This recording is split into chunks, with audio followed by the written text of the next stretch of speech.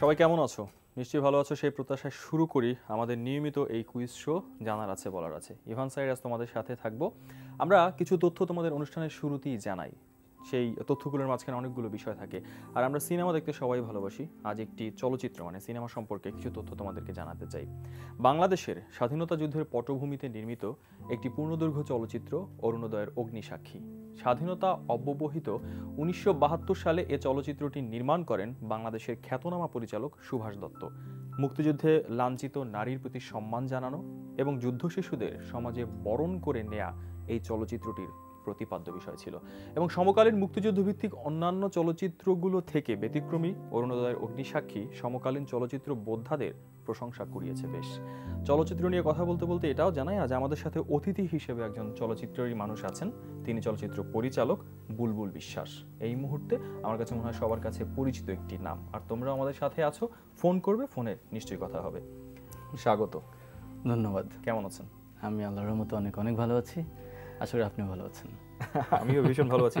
বুলবুল ভাই, এই আয়োজন একেবারেই অনেকটা আমাদের উদ্দেশ্য হচ্ছে বাচ্চাদের জন্য আয়োজন, যারা স্কুলে পড়ে ওদের জন্য। এবং এই কথাটা বলবার পিছনে একটা কারণ আছে যে এই সময়ে মানে একেবারে ভিন্ন রকম একটা প্রশ্ন দিয়ে অনুষ্ঠানটা শুরু করতে চাই। এই যে স্কুল গোয়িং স্টুডেন্ট যারা আছে, একটি চলচ্চিত্র ওদের মানসিক বিকাশেও হেল্প করে কিনা বা কতটা আসলে প্রভাব রাখে? শুধু চলচ্চিত্রই না, সংস্কৃতিকে বলা হয় একটা দেশের, বা সাহিত্য সংস্কৃতিকে বলা হয় একটা দেশের বা একটা জাতির দর্পণ বলা হয়। তো একটা জাতি বা একটা গোষ্ঠী যেটা, তার প্রতিটা প্রতিফলনটা কিন্তু চলচ্চিত্র, সংস্কৃতি, সাহিত্যের মধ্যে পাওয়া যায়। তো সেই জায়গা থেকে একটা সুস্থ চলচ্চিত্র একটা বাচ্চার সুস্থ মানসিক বিকাশে যথেষ্ট গুরুত্বপূর্ণ সহায়ক ভূমিকা পালন করে।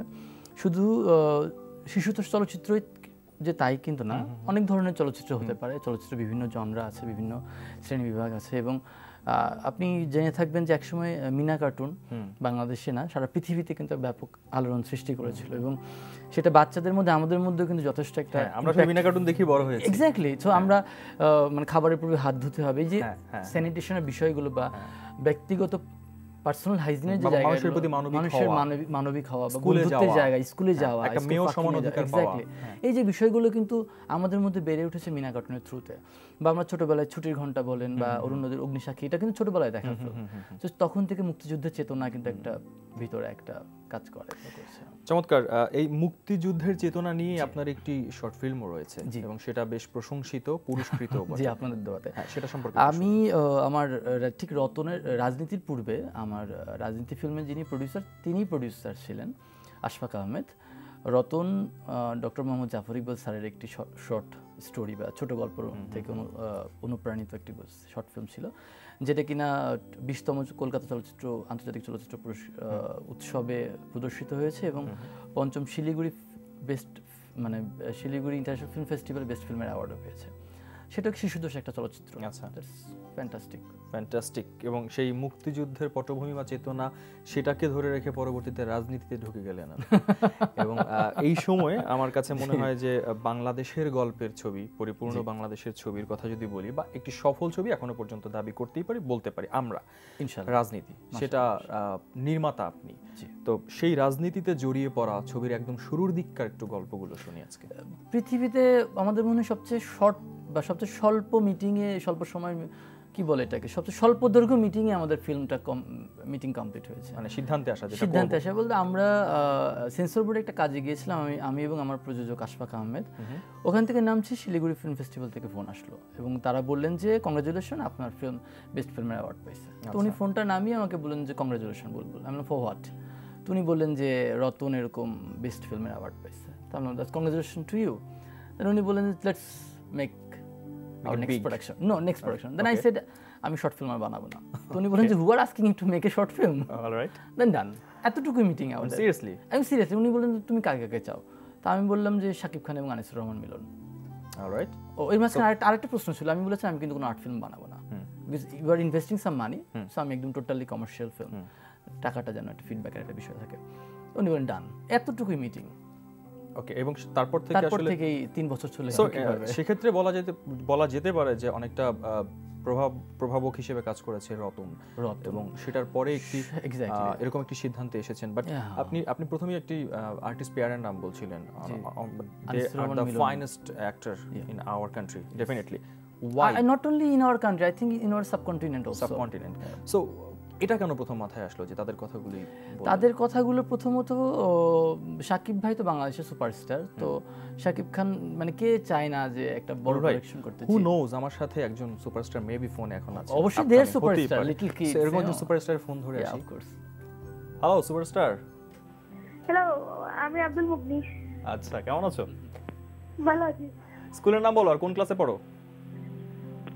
বলা আইডিয়াল স্কুল এন্ড কলেজ। আচ্ছা, তুমি কি নার্ভাস নাকি একটু? জি। আচ্ছা, কোন বিভাগ থেকে প্রশ্ন করব? নার্ভাস তুমি? না। বলো কোন বিভাগ পছন্দ? খেলার মাঠ। খেলার মাঠ, আমারও এটাই পছন্দ। আমি ফোন করলে খেলার মাঠ সবার আগে নিতাম। Thank you. চলো, প্রথম প্রশ্ন তোমার জন্য। এবারের উয়েফা চ্যাম্পিয়ন্স লিগের রানার্স আপ হয়েছে কোন ক্লাব? নামগুলো বলছি। ক বার্সেলোনা, খ অ্যাটলেটিকো মাদ্রিদ, গ জুভেন্টাস। Atletico Madrid. বোকা, জুভেন্টাস। মাত্র এই যে রিয়াল মাদ্রিদ রোনালদোর ব্রিলিয়ান্ট পারফরমেন্সে ফাইনালে হারালো। জানা উচিত ছিল, পারলে আমার ভালো লাগতো। একটা ফোন নেই। হ্যালো ভাইয়া, নাবিল। হ্যাঁ সুপারস্টার, বলো কোন স্কুলে পড়ো আর কোন ক্লাসে? খিলগাঁও সরকারি উচ্চ বিদ্যালয়, ঢাকা। আচ্ছা, কোন ক্লাস? 8। ক্লাস 8। কোন বিভাগ থেকে ফাইট করবে বলো? ভাইয়া খেলার মাঠ। খেলার মাঠ, ব্রিলিয়ান্ট, থ্যাংক ইউ। অলরাইট, তোমাকে অবশ্য টেনিস থেকে প্রশ্ন করব। প্রশ্নটি হচ্ছে, এবারের ফ্রেঞ্চ ওপেন পুরুষ এককে শিরোপা জিতেছেন রাফায়েল নাদাল। বলতে হবে এটি তার কততম ফ্রেঞ্চ ওপেন শিরোপা? বলছি অপশনগুলো। ক 5ম, খ 9ম, গ 10ম। এটা কিন্তু একটা রেকর্ড। ভাইয়া 9ম। না, 10ম। একটা বাড়িয়ে বললেই 500 টাকার বই দিতাম। ডোন্ট ওয়ারি, আমাদের জানা হলো, রাইট? তো আপনি এর উত্তর বলে দেন তো। হ্যাঁ, উত্তর তো বলে দিলেন। হ্যাঁ, অলমোস্ট কাছাকাছি। যে হ্যাঁ, আমরা যে গল্পটা শুনছিলাম, তারপর সেভাবে তারপর প্রসেসিংটা কি হলো? ফিল্মটা একটা বড়। এক্স্যাক্টলি। তো আমার ধারণা ছিল যে, আমি শুনেছি যে শাকিব খান অনেক বিজি একজন আর্টিস্ট এবং ওনার স্কেডিউল পাওয়া যায় 6-7 মাসের আগে। সো উইদাউট স্ক্রিপ্ট কিন্তু ওনাকে আমরা লক করি। উই হ্যাভ একটা লাইন আপ ছিল যে একটা গল্পের এরকম যে দুই ভাইয়ের একটা গল্প থাকবে, তাদের একটা আইদার একটা পলিটিক্যাল ছিল, যেরকম ফ্যামিলির মানে কর্তৃত্ব নিয়ে কে পজিশনে বসবে, ব্যবসা বাণিজ্য নিয়ে, এতটুকুর উপরে আমরা কিন্তু শাকিব খানকে কন্ট্রাক্ট করি। একটা লাইন আপ ছিল গল্পের, মোটামুটি একটা সিনপসিস যেটাকে বলে। এই গল্পকে আপনার এর আগে থেকে আসলে তৈরি করা ছিল যে আমি তো একদিন ফিল্ম বানাবো আমি, এবং সেজন্য এটা তো আমার ছোটবেলা থেকে প্রস্তুতি চলছে। আচ্ছা, মানে এটা খুবই শুনতে একটু মানে কেমন একটু কি বলবো, অবাক হতে পারি, অবাক হওয়ার মতো হলে পরে, কিন্তু বাস্তব কথা ছোটবেলা থেকে আমি বলতাম যে আমি চলচ্চিত্র ফিল্ম বানাবো। আর আমি কখনোই বলতাম না যে আমি কি বলে এটাকে নাটক বানাবো বা অন্য কোনো সেক্টরে। আমি বরাবরই বলতাম চলচ্চিত্র ফিল্ম বানাবো, কারণ সিনেমা আমার কাছে একটা অন্যরকম একটা জানালা ছিল পৃথিবীকে দেখার, দুনিয়াকে দেখার, so colourful everything. Let me no যে ওয়াই ছোটবেলা থেকে আপনার এটা ফিল হতো যে like I have to make a film? I got your question, I think এটা সেটা একটু জানতে ইচ্ছে করছে, যেহেতু এটা অবাক হওয়ার ব্যাপার। So let it explain. Okay, আমি জানি আসলে অভ্যস্ত কোশ্চেনটা আনসার দিতে, যেটা হচ্ছে আমি যেরকম ছোটবেলা থেকে আমার ইচ্ছা ছিল যে আমি ফিল্ম মেকার হব, আমার বাবা আমার হয়তো ছোটবেলা থেকে ইচ্ছা ছিল আমার সন্তান ডাক্তার হবে। আচ্ছা, আমি এখান থেকে বলছিলাম। যেখান থেকে ছিলাম, কোথায় ছিলাম? বাবা মায়ের ছোটবেলা থেকে ইচ্ছা ছিল। আপনি কি আমার আইকিউ টেস্ট নিচ্ছেন? ওকে ওকে। তো আব্বু আম্মুর, এটা আব্বু আম্মুর না, আমার মনে হয় সারা বাংলাদেশেরই, আমাদের সাবকন্টিনেন্টের ফ্যামিলি মেম্বারদের যারা প্যারেন্টস থাকে তাদের সবার ইচ্ছা থাকে যে ছেলে ডাক্তার হবে না ইঞ্জিনিয়ার হবে, কারণ এই দুইটা সুপ্রিম মোস্ট একটা profession.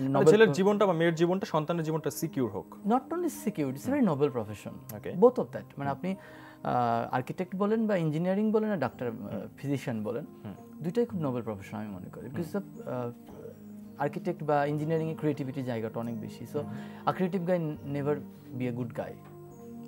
It's really, it's the fact. Of course, একজন ক্রিয়েটিভ মানুষ কখনো খারাপ হতে পারে না, right?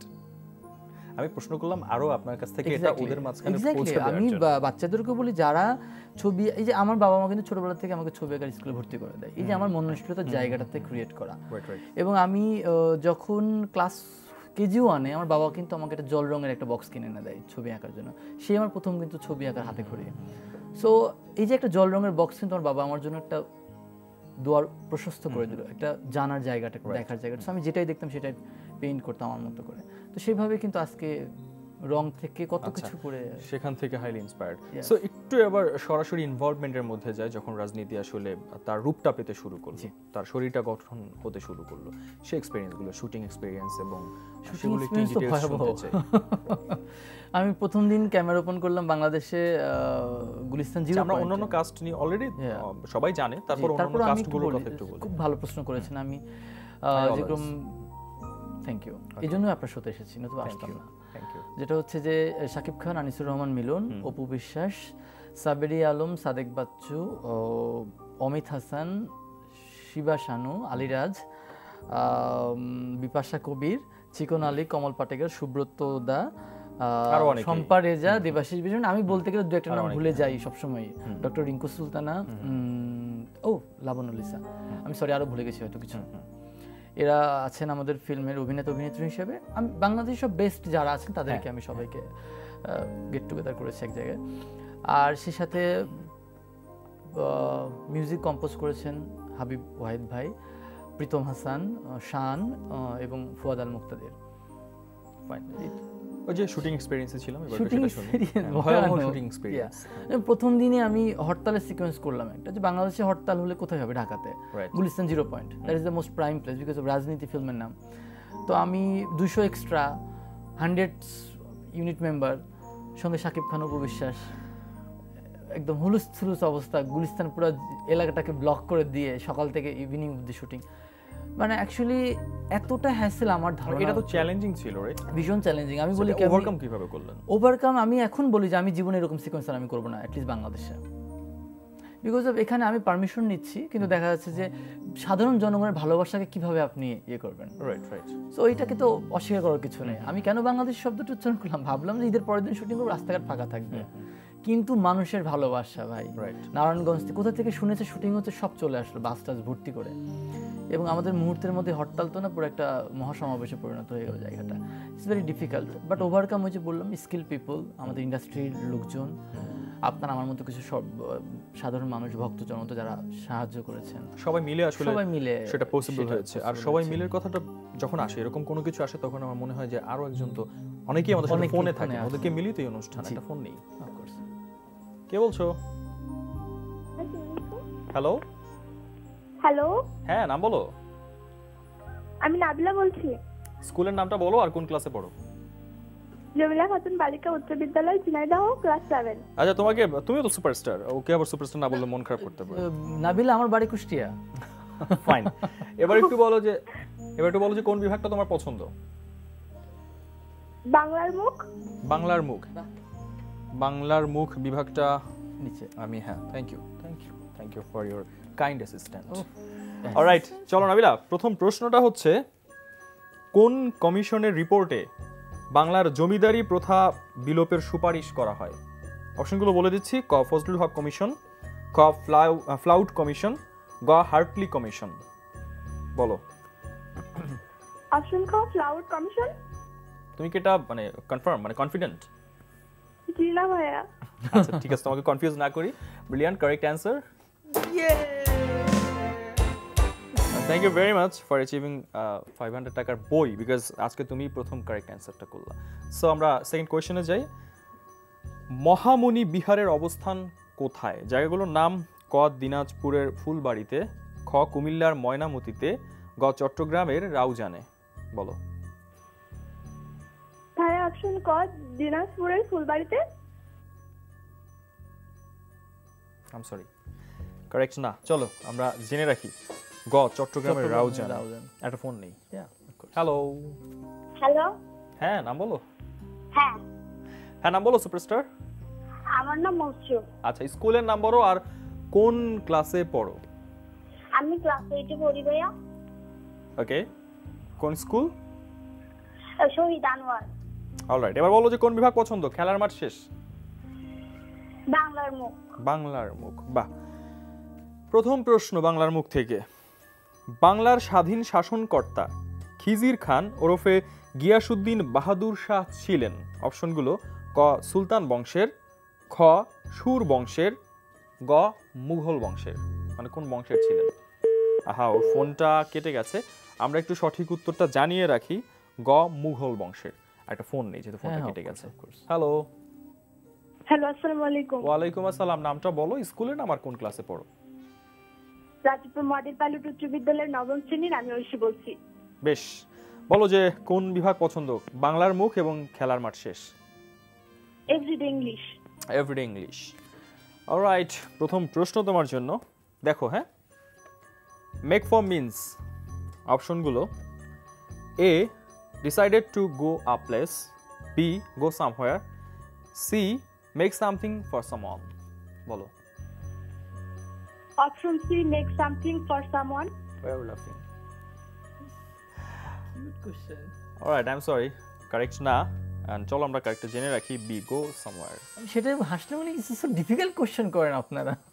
But they are They are superstar, really. They are really brilliant. আমি তো আপনার শত দেখি, আমি আপনাকে সেই বলেছি। Thank you very much. রুল ভাই, শুটিং এক্সপেরিয়েন্সের কথা বলছিলাম, শুধু সেই একটিই না এবং প্রতিদিনই।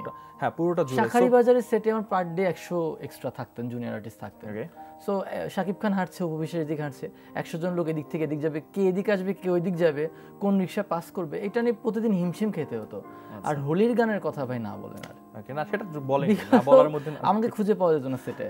আচ্ছা, কারণ আমরা গানের মধ্যে আপনার ব্যাকগ্রাউন্ডে যতগুলো রঙের এরকম করে যে রঙগুলো দেখেন, রঙের যে ছুড়ে দেয় আকাশের মধ্যে, সবগুলো আমি দিয়েছি।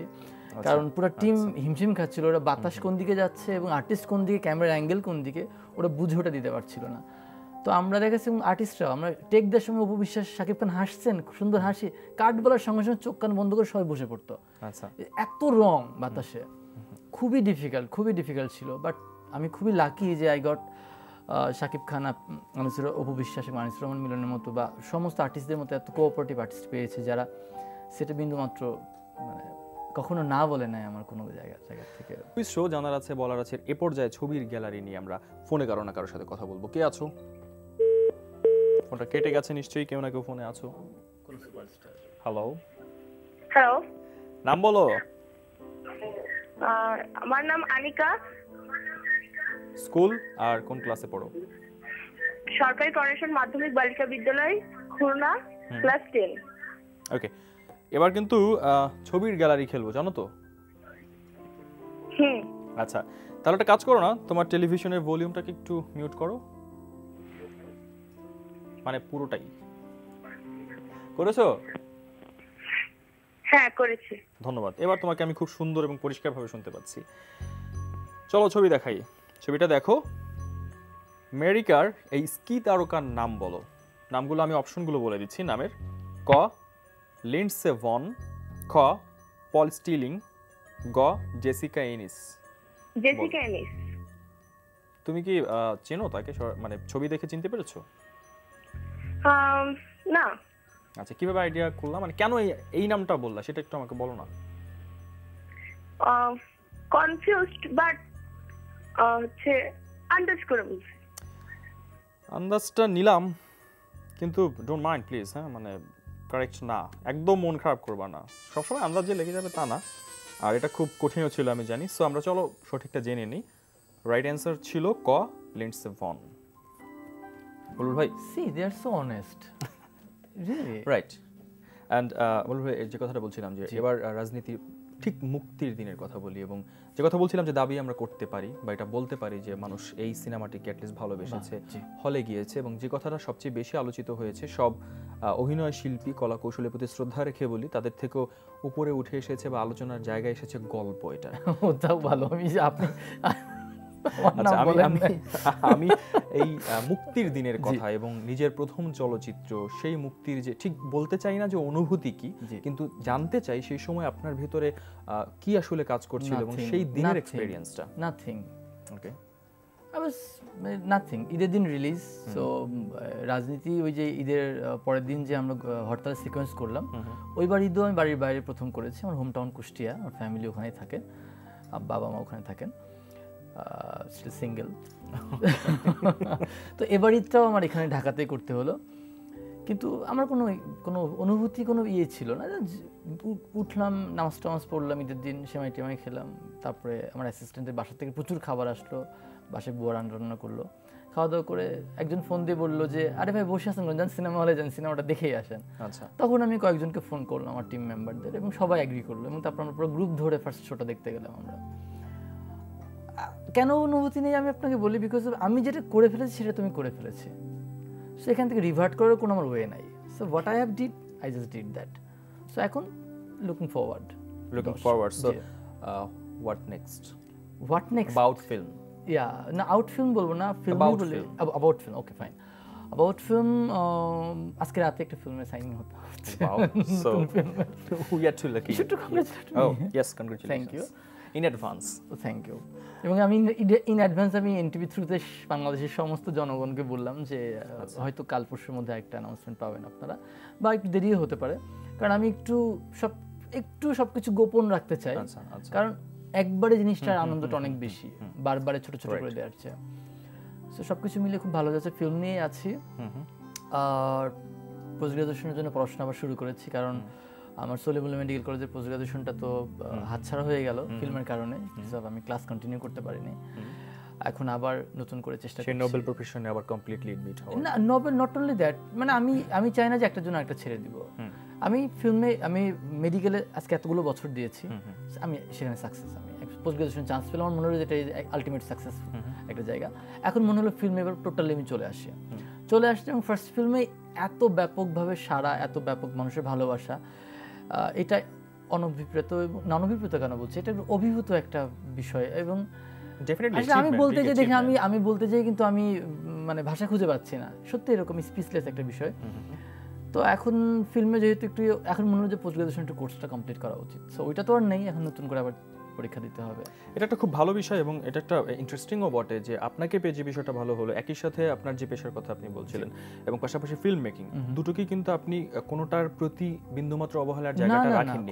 সেক্ষেত্রে এখন যারা অনেকেই আছে, যে যারা আমাদের অনুষ্ঠান দেখে বা স্কুল কলেজ গোয়িং যারা আছে, ইউনিভার্সিটি গোয়িং যারা আছে, ওরা যখন ভাবে যে আমি একজন ডক্টর হব বা আমি ইঞ্জিনিয়ারিং পড়ছি, সেখান থেকে হয়তো ওর ইচ্ছেটা ফটোগ্রাফি, ওর ইচ্ছেটা হয়তো ফিল্ম মেকিং, কিন্তু ওরা আসলে কিভাবে, আপনার একদম লাইফ থেকে যদি বলেন, কিভাবে দুটোকে সমন্বয় করে পরিবারকে বুঝিয়ে ইচ্ছেগুলো পূরণ করতে পারে? সমন্বয়টা হচ্ছে সবকিছু depends on me, will power, not শুধু তাই একটাই না, বিষয় হচ্ছে যে আমি আসলে চাচ্ছি কিনা। আপনার বাবা মা আপনাকে বলছে আপনি ডাক্তার হন, আপনি বলছেন আমি ফটোগ্রাফার হব বা ফটোগ্রাফি করব।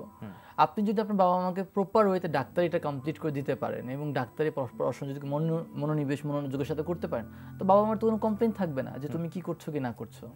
সো তুমি তোমাকেও হ্যাপি রাখো, আর যদি তুমি নিজেকে হ্যাপি রাখতে পারো সে তো আমার ফটোগ্রাফি দিয়ে বা আমার ক্রিয়েটিভ ওয়ার্ক দিয়ে, তাহলে আমার মন, ব্রেইন সবই হ্যাপি থাকবে। যখন মন খুশি তো পুরো শরীর খুশি, তো তখন ব্রেইনও খুশি, পড়াশোনার গতিটাও ত্বরান্বিত হবে এবং তখন যে কোনো কাজ খুব ভালো দ্রুত হবে। এক্স্যাক্টলি দ্রুত একটা কাজ করতে চাই, একটা ফোন নেই। অফকোর্স। হ্যালো ভাই, আসসালামু আলাইকুম। ওয়ালাইকুম আসসালাম। ভাইয়া নামটা বলো না। ভাই উৎসব। উৎসব কোন স্কুলে পড়ো এবং কোন ক্লাসে? ভাই ক্লাস 9, শেরপুর সরকারি ভিক্টোরিয়া একাডেমি। ফাইন। কোন বিভাগ পছন্দ? আন্তর্জাতিক সংস্থা। আন্তর্জাতিক সংস্থা। প্রথম প্রশ্ন হচ্ছে, বিশ্ব স্বাস্থ্য সংস্থা WHO মানে হু এর সদর দপ্তর কোথায়? অপশনগুলো হচ্ছে ক জেনেভা সুইজারল্যান্ড, খ ভেনিস ইতালি, গ প্রাগ চেক প্রজাতন্ত্র। বলো ভাই। অপশন খ। হ্যাঁ পুরোটা বলো, ক খ গ না, পুরো নামটা বলো। ভাই তো অপশনটা কারেন্ট নাই তো। আচ্ছা খ বলেছো তুমি, ভেনিস ইতালি, জি ভাই। আচ্ছা উত্তরটি আমি নিলাম, হয়নি ভাইয়া, কিছু মনে করো না। সঠিক উত্তর ছিল ক জেনেভা সুইজারল্যান্ড। ওকে নুরুল ভাই, আমরা একদম যেহেতু শেষ দিকে আছি, আপনার কাছে একটু যে জানতে চাওটা, এই প্রশ্নের মুখোমুখি মেবি আপনি বহুবার হয়েছেন, সেটা হচ্ছে যে সো পেশা আসলে কোনটাকে বলবো? আপনি পেশা হিসেবে কি ফিল্ম মেকিংকে নিয়ে নিতে চাচ্ছেন, নাকি এটা ভালোবাসার জায়গা? এবং ফিল্ম মেকিং এর বাইরে এসে যদি আমি আবার শর্ট ফিল্ম বলি বা যে কোনো ধরনের মেকিং এর জায়গাটা বলি, সেগুলোও করবেন কিনা, নাকি ফিল্ম মেকিং করবেন এবং আপনার পেশাটা আলাদা করে রাখবেন? মানে ডাক্তারি আলাদা। হ্যাঁ, একটা সময় পর্যন্ত আমি বলতাম যে মেডিকেল প্রফেশন হচ্ছে আমার পেশা আর ফিল্ম হচ্ছে নেশা, কিন্তু এখন নেশার কাছে পেশা হার মেনেছে, পেশার কাছে নেশা হার মেনেছে। এখন দুইটাই ব্লেন্ড হয়ে গেছে, দুইটাই আমার লাইফের পেশা বলতে কি যেখান থেকে আমি আর্ন করছি, যেখান থেকে আমি আমার লিভলিহুড চালাচ্ছি, সো এবং যেখান থেকে আমি মানুষকে আমার দেশের প্রতি আমি সার্ভ করতে পারছি আমাকে কিভাবে। তো সবকিছু মিলে বললাম পেশা এবং নেশা একাকার হয়ে গেছে। তো এখন নেশা পেশা কোনোটাই নেই, দুইটাই পেশা দুইটাই নেশা আমার এখন। চমৎকার, ভেরি ইন্টেলেকচুয়াল। ভাই আরেকটা বিষয় কি একটু জানতে চাই, সে বিষয়টা হচ্ছে যে ফিল্ম বানাচ্ছেন, ফিল্ম বানাবেন, এবং আমি জানি এটাকে ভালোবাসলে সেই কাজগুলো করা হয়। বাচ্চাদের জন্য, শিশুতোষ ঠিক যদি নাও বলি, তাদেরকে মাথায় রেখে কখনো কোনো ফিল্ম নির্মাণের ইচ্ছে আছে কিনা? অবশ্যই। আমি আমার প্রশ্নের আগে আমার চাওয়ার জায়গায় আমার প্রডিউসারের কথা বলি। একদিন উনি বলছিলেন যে এরকম একটা বাচ্চাদের একটা ফিল্ম বানাবো। তো আমি বললাম যে আপনার ফিল্ম কিন্তু টাকা পয়সা উঠে আসবে না, কে দেখবে এই ফিল্ম? তার উত্তরে বললেন যে বুলবুল, আর্কাইভাল ভ্যালু বলে একটা কথা আছে। এক্স্যাক্টলি, দ্যাটস দ্য ফাইনাল দেশে কোথায় কোনো এখন পর্যন্ত বাংলাদেশে একটা ভালো শিশুতোষ চ্যানেল নেই যে এন্টায়ার টাইমটা ধরে বাংলাদেশি শিশুদের জন্য বাংলায় প্রোগ্রাম হবে, বাংলাদেশ ওদের মননের মতো সেই প্রত্যাশা আমরা রাখছি বুলবুল ভাই, তেমনটা হোক এবং সেই দিনের অপেক্ষায় শুভকামনা আপনার জন্য, এবং ধন্যবাদ জানাই আরো একটিবার আমাদেরকে সময় দেওয়ার জন্য। ধন্যবাদ এনটিভিকে এবং আপনাকেও ধন্যবাদ যারা আমাদের সাথে ছিলে এতক্ষণ। এবং যাওয়ার বেলায় বলি যে প্রিয় দর্শক শ্রোতা, বিশ্বের যে কোনো প্রান্ত থেকে যে কোনো সময় এনটিভিতে সম্প্রচারিত সংবাদ এবং অন্যান্য সকল অনুষ্ঠান উপভোগ করতে ভিজিট করুন আমাদের পূর্ণাঙ্গ ওয়েব পোর্টাল www.ntvbd.com। আজকের মতো বিদায় নিব, এবং বিদায় বেলা ওই কথাগুলো বলি, ঠিক করে পড়াশোনা করা, খেলাধুলা করা এবং বাংলাদেশের সংস্কৃতির গান, নাটক এবং চলচ্চিত্রের সাথে থাকার আহ্বান জানিয়ে আজকের মতন বিদায় নিতে চাই। ভীষণ ভালো থেকো।